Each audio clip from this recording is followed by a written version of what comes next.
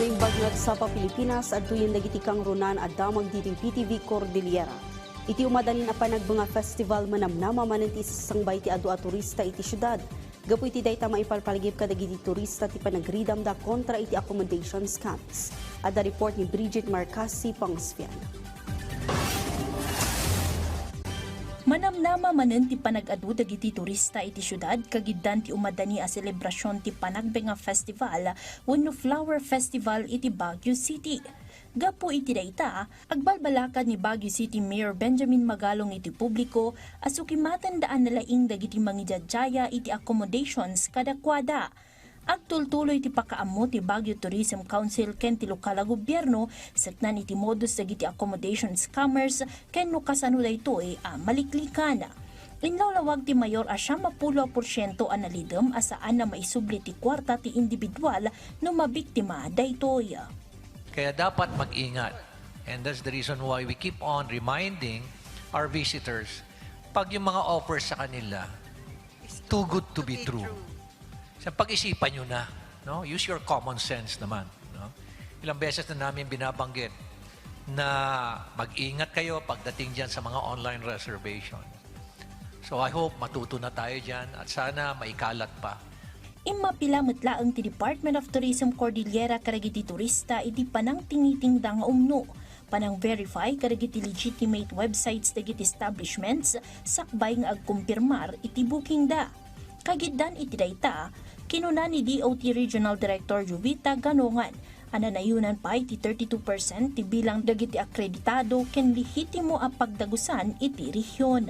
If you are an accredited establishment, you have all the legal documents not to operate as a business. So kasama ng business permit and at the same time yung standards of operation.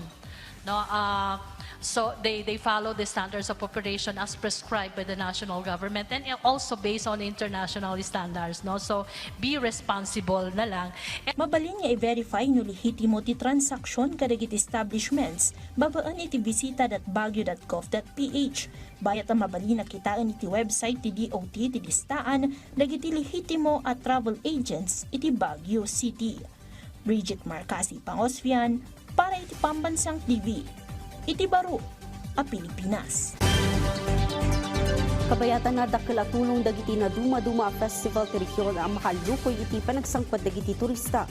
Naobserbaran mo ti panangato ti tourist arrivals iti Cordillera iti napanatawan, iti baet ti agsasarano a bagyo ken nepnep. Ada report ni Jezreel Kate Lapizan.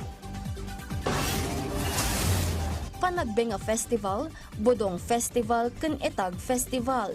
Sumagmamanulaeng dagitoy kadagiti selebrasyon iti Rehiyon Cordillera para iti umuna a quarter ti tawen.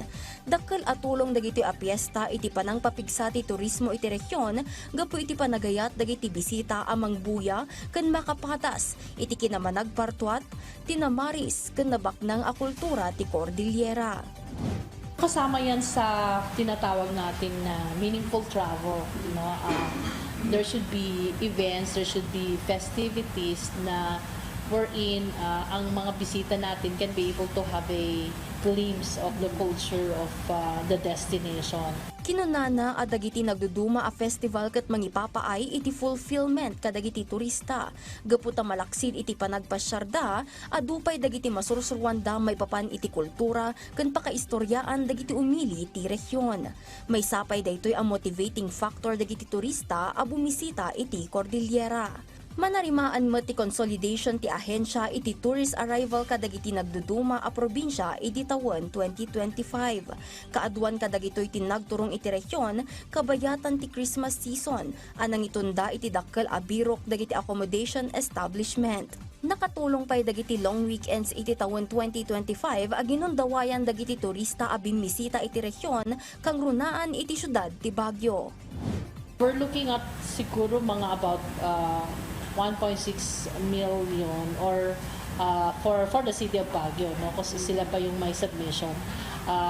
But ang magandang balita, actually, when we talk of tourist arrivals in the Cordillera, ay nag-increase. We're really looking at a positive increase in the foreign arrivals.